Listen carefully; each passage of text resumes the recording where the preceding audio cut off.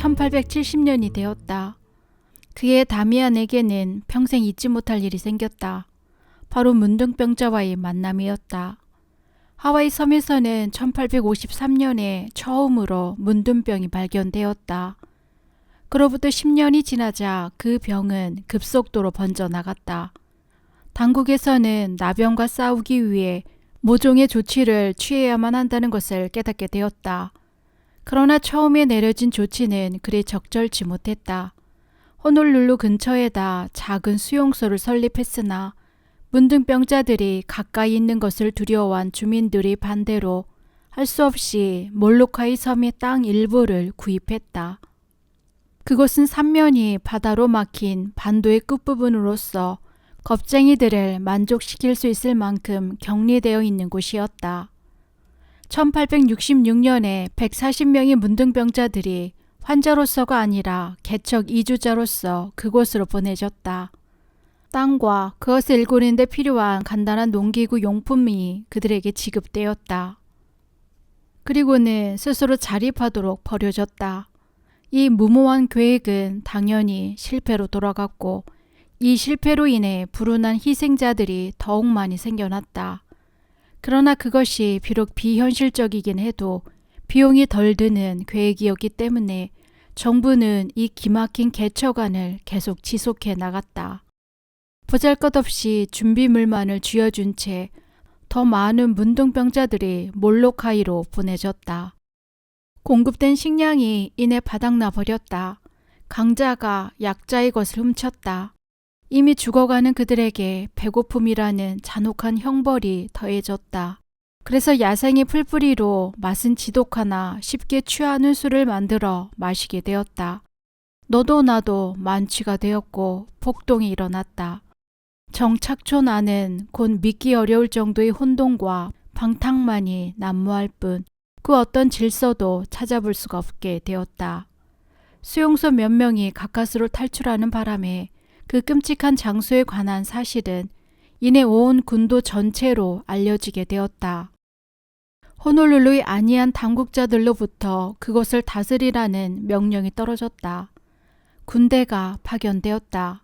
그러나 총칼을 두려워하지 않던 군인들도 자신의 곪은 상처를 무기로 해서 달려드는 문둥병자들 앞에선 달아나지 않을 수가 없었다. 두세 명의 문둥병자들이 건강한 군인 하나를 양쪽에서 꽉 껴안고 침과 고름을 마구 문질러 댔던 것이다. 그 사이 문둥병은 온 국민들 사이에 빠른 속도로 퍼져나갔다. 격리의 법이 강행되었다. 그 병에 걸렸다고 의심가는 사람들은 모두 당국에 신고하고 정착지로 떠날 차비를 갖추라는 명령이 떨어졌다. 그러나 몰로카이에 대한 좋지 않은 평판으로 인해 그 법령은 뜻대로 시행되지 못했다. 원주민들은 왜 자기가 사랑하는 사람을 지옥 같은 곳으로 보내야 하는지 받아들일 수가 없었기 때문이다. 그러나 이번에는 당국도 이 병을 근절시켜야겠다는 굳은 의지로 쉽게 물러서지 않았다. 백인 관리들에 의한 문둥병자들의 사냥이 시작되었다. 그 결과 일 가족이 모두 언덕이나 깊은 동굴로 은신해버리는 경우가 속출했다. 곧 숨어 사는 가정들이 하나의 집단을 형성하기에 이르렀다. 다미안의 구역도 이 문제에 관한 한 예외가 될 수 없었다. 그 즈음 그는 집에다 다음과 같은 편지를 써보냈다. 이곳에도 문둥병이 성행하기 시작했습니다. 이 병으로 고생하는 사람들이 상당히 많이 있습니다. 이 병에 걸리면 즉시 죽지는 않지만 치료가 거의 불가능합니다. 또한 이 병은 대단히 위험한데 그 전염성이 매우 강하기 때문이지요. 이 편지를 쓴 지 한 달이 채 못 되어 의사 1명과 관리 4명이 그의 마을을 찾아왔다.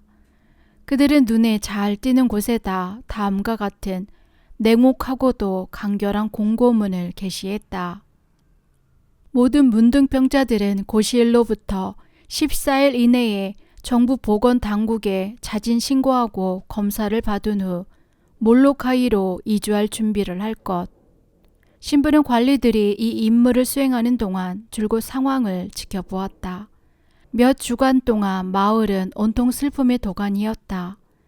문둥병자의 가족들은 법령에 복종해 백인들에게 남편이나 아내, 아들이나 딸을 내놓지 않을 수가 없었다. 그들은 성당 앞에다 돗자리를 펴고는 삼삼오오 모여 앉아 비통에 잠긴 채 마지막 이별을 기다렸다. 끊임없이 울음소리가 울려 퍼지고 죽음의 공기가 감도는 장례식도 있었다. 다미안은 무거운 마음으로 그들의 고해를 듣고 죄를 사해주고 성사를 거행하는 등 신부로서의 의무를 수행했다. 그는 지금까지 많은 사람들에게 종교의 가치를 가르쳐 오면서 성체를 받는 것의 중요성에 대해 역설해 왔는데 지금 떠나가는 자들 중에도 그의 신도가 많이 섞여 있었다. 그런데 이제 그들은 자신의 잘못도 아닌데 육체적이건 정신적이건 돌봐줄 사람이 전혀 없는 곳으로 떠나가야 하지 않는가. 다른 섬에서와 마찬가지로 이곳에서도 순순히 자신의 운명에 굴복하지 않으려는 사람들이 몇몇 섞여 있었다. 그래서 관리들이 몇 차례 강압적인 수단을 써야만 했는데 이 때문에 다미안의 성당 밖에 모인 침통한 무리 중에는 수갑을 찬 포로들이 섞이게 되었다. 병에 걸린 아내를 둔 한 사내가 외딴 골짜기로 도망쳐 당국에 대항하는 사태가 벌어졌다. 다미안은 그의 딱한 사정을 알고 있었다. 그는 아내에게 헌신적인 사람으로서 극진한 정성으로 아내를 돌봤다. 다른 사람들에게 피해를 줄까 하여 해안의 외딴 곳에다 오두막을 치고 살았다.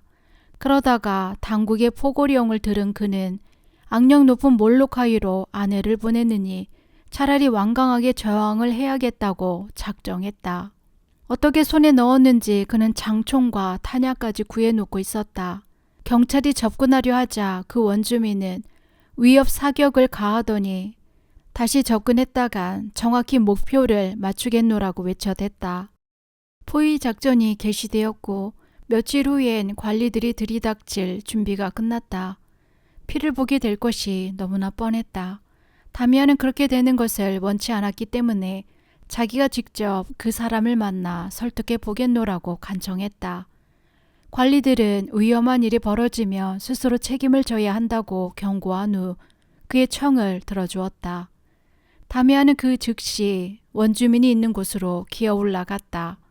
공경에 처한 원주민이 발사하는 총탄이 마구 튀고 있음에도 전혀 몸을 숨기려 들지 않았다. 다미안은 계속 기어 올라가면서 나야 내 친구 카미아노라고 라고 소리쳤다. 원주민들은 발음을 잘못해 그를 다미안 대신 카미아노라고 불렀다. 더 이상 사격은 없었으나 그가 바위로 된 방어벽에 도착했을 때 마주친 것은 그를 믿지 못하겠노라고 말하는 듯한 눈빛과 그를 겨냥한 총구였다. 그는 먼저 여자 쪽을 설득시켜 보려고 했다. 그러자 남편이 화를 내면서 끼어들었다. 백인들은 그들이 이 섬으로 가져온 그래서 그들이 책임인 몹쓸병에 걸렸다는 죄로 내 아내를 감금하려고 하고 있다. 왜 그들은 가족을 줄 수 있는 평화와 위안 속에서 죽도록 놔두지 않는 것인가? 신부로서는 그를 위로할 수 없다는 데에 대한 수치심 외에 달리 할 말이 없었다. 그러나 다미안은 끝내 포기하지 않고 6시간 동안 격리 제도의 필요성에 관해 설명하면서 그 자리에 머물러 있었다. 그가 그렇게 한 이유는 문둥병자 정착존이 바람직스럽다고 여겨서가 아니라 만약 자기가 설득에 실패하는 경우 계곡 아래서 기다리고 있는 총돌이 이 두 사람의 생명을 오직 함께 있기만을 요구하는 이 부부의 목숨을 날려버릴 것임을 너무도 잘 알고 있기 때문이었다. 그는 그러한 상황을 설명하면서 만약 그들이 법을 따른다면 자신이 나서서 관리에게 대항한 죗값도 받지 않고 남편이 아내를 따라 정착촌으로 갈 수 있도록 보장하겠노라고 약속했다. 마침내 그의 설득은 성공했다. 그날 저녁 황혼이 질 무렵 그의 안전을 염려해 막 습격을 감행하려던 경찰은 신부와 그들 부부가 함께 내려오는 것을 보고 깜짝 놀랐다. 다미안은 관리들에게 이 원주민들에게 허락해 주어야 할 항복 조건에 대해 이야기해 주었다. 다행히 그들은 그 약속을 지켜 주었다. 문둥병자들은 배를 타고 떠났고 신부는 다시금 다른 일상의 일들로 바빠졌다. 시간이 흐르면서 마을에서는 질병의 흔적이 사라졌고 대부분의 신자들도 문둥병자들이 주었던 기억과 통한을 잊어갔다. 그러나 그만은 예외였다. 그는 몰루카이에서 그 불행한 자들을 기다리고 있을 운명을 잊을 수가 없었다. 아니 오히려 그는 잊기를 원치도 않았다. 그의 생각은 바다 건너 그들을 따라갔고 그는 날마다 그들의 평안을 위해 제대해서 기도를 드렸다. 1873년 봄 레오노르라는 한 신부가 마우이 섬이 와일루쿠에서 새 성당을 하나 건립했다. 그의 교구는 늘어나고 있는 사탕수수 재배 농장으로 가려는 많은 노동자들이 유입되어 오는 장소였다. 이번 기회에 원주민들에게 성대하고 장엄한 의식을 보여주는 것이 좋을 것 같다고 느낀 주교는 이 봉헌식을 돕도록 많은 사목구의 신부들을 초대했다. 다미안도 그 부름을 받은 사람들 가운데 하나였다. 짧은 여행길이었으나 그는 어쩐지 다시는 자신의 교구로 돌아오지 못할 것 같은 불길한 예감이 들었다. 몇 달이 지난 후 그는 당시의 느낌에 대해 이렇게 피력했다. 마치 제 마음속의 소리가 다시는 제가 저희 사랑하는 신자들과 아름다운 저희 성당들을 볼 수 없으리라고 이야기하는 듯 했습니다. 그래서 코알라의 제 구역을 마지막이라고 생각하며 쳐다보고 있노라니 억누를 수 없는 슬픔이 저를 사로잡더군요. 레오노르 신부의 새 성당 축성식은 온종일 걸렸는데 그것은 마우이 섬에서 있었던 가장 근엄하고도 훌륭한 의식이었다. 바로 얼마 전까지만 해도 이 지방 이교인들이 야만적인 제사를 드렸던 장소에서 벌어지는 봉헌식이라 그들은 매우 감격스러움을 느꼈다. 행사를 마친 후 주교는 신부들의 공로를 치하하면서 이 교구에 아직 남아있는 문제들에 대해서 이야기를 꺼냈다. 토론을 하다 보니 자연히 악명 높은 몰로카이에 대한 이야기가 거론되었다. 그 무서운 곳에 관해 이야기하는 주교의 목소리는 매우 침통했다. 불과 수개월 전만 하더라도 3명의 신부가 각기 다른 시기에 그곳에 잠시 체류한 적이 있었다. 그러나 새 보건부의 엄한 방침에 따라 그러한 방문은 철저히 금지되었다. 그래서 앞으로는 몰로카이에 가려면 평생 그곳에 남을 각오를 해야만 했다. 주교가 그 이야기를 할 때 그의 목소리가 떨려 나왔다. 그로써도 그 같은 희생을 누구에게든 요구할 수 없었던 것이다. 그러나 그는 설득을 위해 더 이상 입을 열 필요가 없었다. 그의 말이 끝나기가 무섭게 다미안을 포함한 4명의 사제가 자리에서 벌떡 일어나더니 문둥병자들과 살면서 일하게 해달라고 간청하는 것이 아닌가. 의욕과 진지함으로 가득 찬 4사람의 얼굴을 보는 순간 주교는 그만 눈시울이 뜨거워졌다. 어려운 결정이었다. 주교는 자기가 선택한 자는 틀림없이 그 끔찍한 질병에 걸리게 되리라는 사실에 마음이 천근만근 무거웠다. 그는 선택을 받게 되면 그 불치의 병 앞에 자신의 건강한 육체를 내던져야 한다는 사실을 잘 알면서도 이처럼 열렬하게 지원하고 있는 내 젊은이의 얼굴을 하나씩 차례로 쳐다보았다. 다미안은 주교의 망설임을 읽을 수 있었다. 그래서 그는 자기보다 젊은 동료들을 가리키며 먼저 입을 열었다. 주교님, 새로운 신부들이 여럿 있지 않습니까? 제 구역은 그 중에 한 사람에게 맡겨도 큰 어려움이 없을 것입니다. 그러면서 그는 자신의 경험이 그 정착촌에 꼭 필요할 거라며 제발 자기가 가게 해달라고 간청했다. 이를 듣고 있던 주교는 푸노와 코알라에서 보여준 그의 용기와 개척 능력을 생각했다. 몰로카이로 가야 할 사람은 바로 그라는 것을 의심할 여지도 없이 명백했다. 주교의 손이 다미안의 어깨 위에 놓여졌다. 메그레 주교는 자신이 지금 사형 선고를 내리고 있음을 느끼며 낮은 목소리로 어렵게 말문을 열었다. 이 일은 누구에게건 부과하고 싶지 않은 성질의 임무이다. 그러나 자네의 용기를 기꺼이 받아들이겠네. 일이 일단락되었다. 그 자리에 모인 모든 사람들은 다미안이 스스로 순교자의 길을 선택했다는 것을 잘 알고 있었기 때문에 어떤 식으로든 찬사의 말을 건네기도 어려웠다. 다만 작별을 아쉬워하는 침묵의 악수만 몇 번 있었을 뿐이었다. 메그레 주교를 호놀룰루로 데려가기 위해 증기선 한 척이 기다리고 있었다. 다미안이 그와 동행하기로 결정되었다. 호놀룰루 항구에 도착하자마자 바로 그날 저녁에 50명가량의 문둥병자들이 정착존으로 보내질 거라는 소식을 접하게 되었다. 신부에게 이보다 더 좋은 기회가 있을 수 없었다. 떠날 준비를 하려고 몇 주간을 낭비했다가는 가톨릭 신부들에게 과히 호의적이라 할 수 없는 당국에서 그의 출발을 막을 어떤 구실을 찾게 될지도 모르기 때문이었다. 그는 메르게 주교에게 지금 당장 배를 타는 것이 좋겠다고 제의했다. 다시금 갑작스런 결정이 내려졌다. 신부는 한 장의 서추와 묵주 하나를 제외하고 자신의 짐을 챙기거나 필요한 것을 새로 구입할 틈도 없이 그가 몰로카이에 도착할 때까지 함께 동행하기로 결정한 주교와 함께 막 밧줄을 풀고 있던 다른 증기선으로 갈아탔다. 칼라우에야라는 이름의 이 증기선은 절망의 배였다. 보잘것없는 짐꾸러미를 지닌 문둥병자들이 배 난간에 달라붙어 선창가로 배웅 나온 가족들에게 마지막 작별의 손을 흔들었다.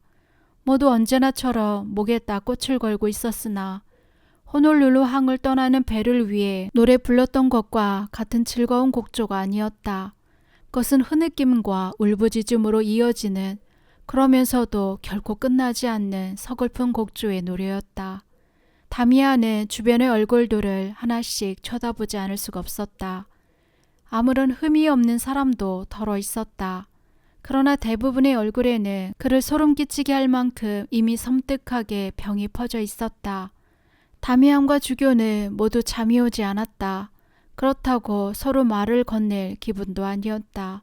그들은 조용히 입을 다문 채 어느 친절한 승무원이 상갑한 한쪽 구석에다 깔아준 침대 위에 걸터앉아 각기 상념에 잠겼다.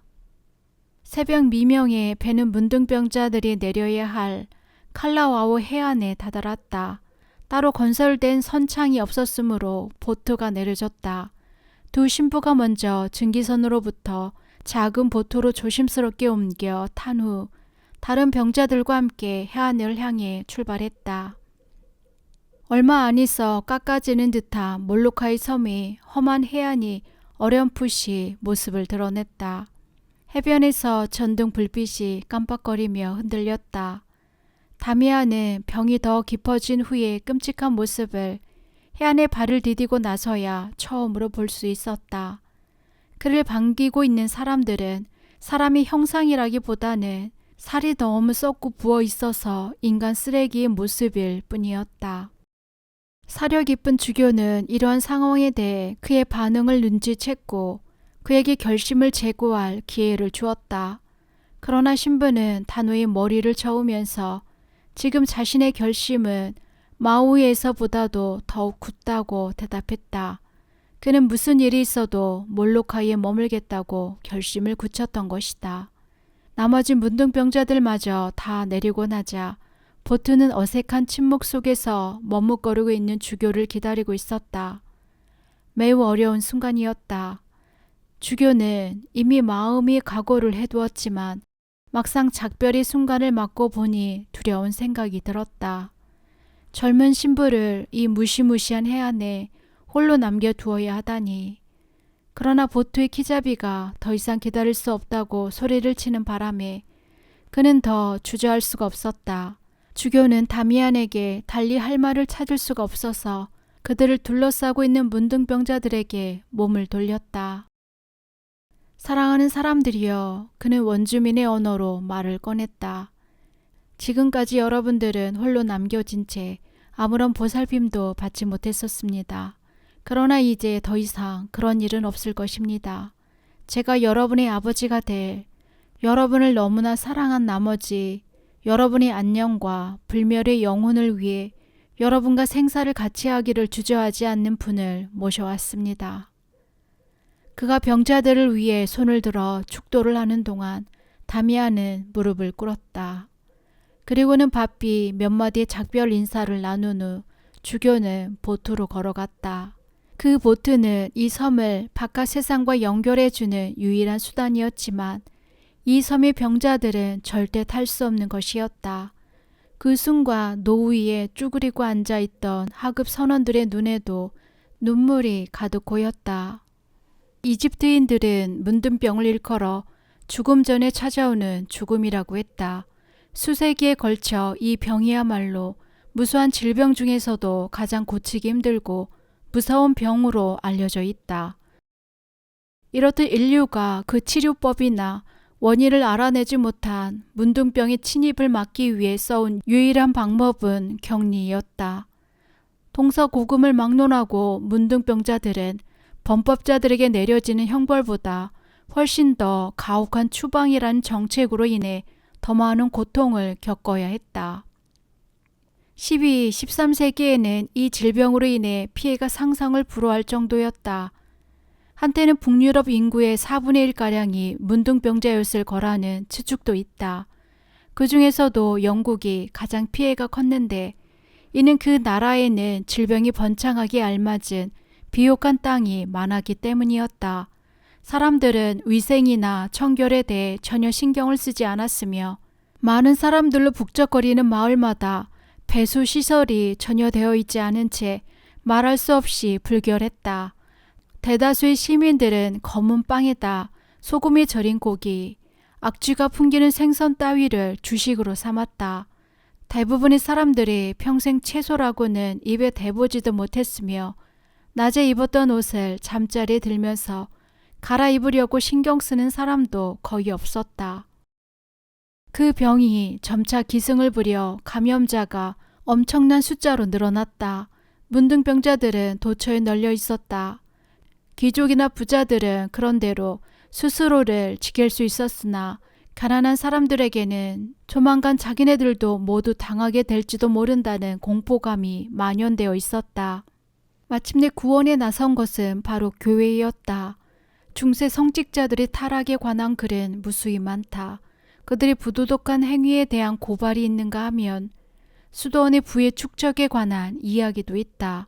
그러나 유럽에서 문둥병이 추방될 수 있었던 것은 바로 이 교회의 용감하고도 끊임없는 노력 덕분이라는 것도 사실이다.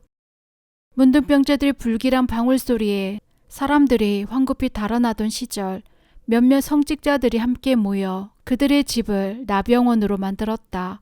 13세기 프랑스에서는 이 같은 기관이 2000개나 되었으며 같은 시기에 영국에서도 200개나 설립되었는데 대다수가 성직자들에 의해 관리되었다고 기록으로 남아있다. 찾아오는 모든 손님을 마치 그리스도를 영접하듯 반겨라 하는 것이 나병원의 규칙이었으며 이 규칙은 충실히 이행되었다. 기근과 전염병과 잔인한 처벌이 험난한 시대였건만 여기에서만은 계급에 상관없이 모든 사람들에게 똑같은 환영과 대우가 베풀어졌다. 그러다 보니 자연히 비용이 큰 부담이 되었다.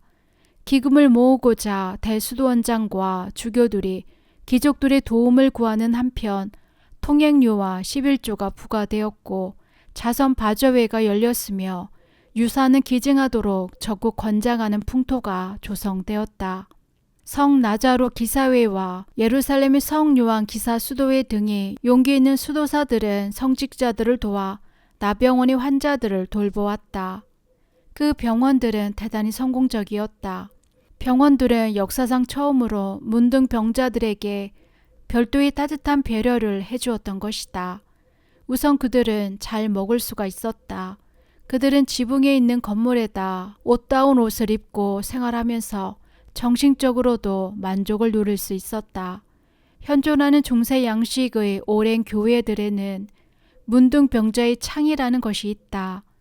이것은 교회의 성단에 있는 동쪽 벽에 낮게 뚫린 구멍으로서 때로는 창살이 끼워져 있는 곳도 있다. 문둥병자들은 교회 안뜰에 모여 이 구멍을 통해 미사를 엿보며 예배에 참석했던 것이다. 중세의 전염병은 문둥병만이 아니었다. 끔찍스러울 정도의 불결함, 엉성한 위생시설, 심각한 성물난, 방랑자들의 계속적인 이동 등의 요인들이 발진 티푸스, 콜레라, 독감, 옴, 매독, 그리고 패스트 같은 질병을 급속히 퍼지도록 도와주었다. 그 중에서도 패스트는 가장 끔찍스러운 병으로서 문둥병에 뒤이어 큰 물결을 이루며 퍼져갔다. 다른 병에 걸리면 그래도 천천히 죽게 되지만 이 새로운 병은 갑작스러운 죽음을 가져다 주었다. 게다가 엄청나게 전염성도 강해서 인류의 4분의 1가량이 이 병으로 목숨을 잃게 되자 이미 최악의 병에 시달리고 있다고 믿고 있던 당시의 사람들은 더욱 극심한 공포와 혼란 속에 빠지게 되었다. 옛 나병원들은 이 새로운 채찍에 맞아 고통받는 사람들에게도 문을 열었다. 그러자 이미 잔뜩 쇠약해진 문둥병자들은 이 새로운 질병에 아주 쉽게 무릎을 꿇고 말았다.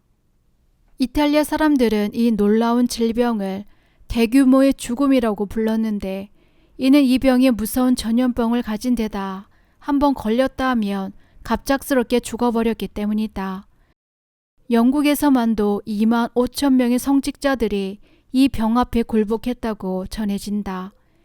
시체는 급히 파낸 구덩이 속에 그대로 던져졌다. 그러나 이같이 보잘것없는 매장 방법도 시체가 점점 더 높이 쌓여가자 더 이상 계속할 수가 없었다. 결국 썩어가는 시체들이 길거리나 집안에 그대로 방치되기에 이르렀다. 그러나 이처럼 무서운 패스트도 한 가지 좋은 결과를 낳기는 했다. 마침내 이 질병이 처음 발병했을 때처럼 급속히 사라져갔을 때 가장 큰 타격을 입은 것은 문둥병자들이라는 것이 밝혀졌다. 간혹 생존한 자들도 있었으나 모두 나병원에 조심스레 격리가 되어 1346년경에 런던 시내에는 단 한 명의 문둥병자도 남지 않게 되었다. 그 문둥병도 빠른 속도로 사라져갔다. 스코틀랜드에서 잠시 극성을 부리긴 했으나 15세기 말엽이 되자 유럽에서는 몇몇 고립된 지역을 제외하고는 이 병이 완전히 사라져버렸다. 당시의 의사들은 문둥병자를 다룰 때 단지 그 질병을 진단해내는 것만으로 자신의 임무를 다한 것으로 여겼다. 이는 설사 그에게 환자를 치료해주고 싶은 마음이 생긴다 해도 인간이 감히 신의 형벌임이 분명한 질병을 치료하려 들 수는 없다고 믿었기 때문이었다. 나병원에서의 일이란 성직자들이 환자들에게 정신적인 위안을 주고 때로는 그들의 상처를 닦아주면서 돌보는 것이었을 뿐 의사의 치료란 전혀 상상도 할 수 없는 일이었다. 문둥병자들의 고통을 줄여주는 유일한 위안은 자상한 간호와 평화로운 환경이었다. 그러나 15세기부터 다미안의 시대에 이르기까지 문둥병자들을 위한 그러한 복지 면에서의 진전은 전혀 없었다. 아니 오히려 그들은 전 시대의 문둥병자들보다 훨씬 더 참혹한 처지에 놓여 있었다. 병자들의 숫자가 줄어든 데다 병에 걸리는 사람도 대개 빈곤층으로 국한되자 이 격리라는 선고는 바로 희망이 없는 곳에서 종신징역을 사는 것을 의미하게 되었다. 그 끔찍한 장소는 아무리 감옥살이 이골이 난 죄수일지라도 온몸을 흔들며 들어가기 싫어할 정도였다. 바로 이것은 1873년 5월의 어느 우물한 아침 벨기에 한 신부가 몰로카의 섬이 칼라와우 정착촌에 첫 발을 내디디던 당시 문둥병자들이 처해 있던 충격적인 상황이었다.